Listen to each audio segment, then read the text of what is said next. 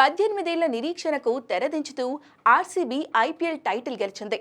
పంజాబ్ కింగ్స్తో జరిగిన టైటిల్ పోరులో ఆర్సీబీ సమిష్ట ప్రదర్శనతో చారిత్రాత్మక విజయం సాధించింది. ఈ విజయం ఇచ్చిన ఆనందం కంటే ఆ తర్వాత జరిగిన పరిణామాలు ఎక్కువ బాధ పెడుతున్నాయి.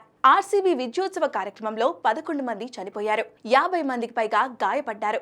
ఈ విషాదం యావత్ క్రీడా లోకాన్ని దిగ్భ్రాంతికి గురిచేసింది. ఈ ఘటనపై ఇప్పటికే బెంగళూరు పోలీసులు విచారణ మొదలుపెట్టారు.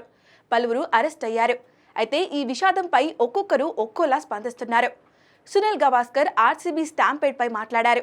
2 దశాబ్దాల సుదీర్ఘ నిరీక్షణ తర్వాత ఆర్సీబీ టైటిల్ గెలవడంతో అభిమానులు సంతోషం ఆపుకోలేకపోయారు. దీంతో ఛాంపియన్స్ ని చూసేందుకు లక్షలాది మంది చిన్నస్వామి మైదానానికి చేరుకున్నారు. దాని పర్యవసానమే ఈ విషాదమని చెప్పారు గవాస్కర్.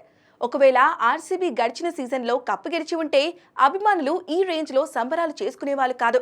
పెద్దగా క్యూరియాసిటీ ఉండేదే కాదు. దాంతో విజయోత్సవ కార్యక్రమాలను లైట్ తీసుకుని ఉండేవాళ్ళు. కానీ 18 ఏళ్ల నిరీక్షణ తర్వాత ఆర్సీబీ ఐపీఎల్ ఛాంపియన్గా నిలవడంతో విషాదం జరిగిందని సునీల్ గవాస్కర్ చెప్పుకొచ్చారు.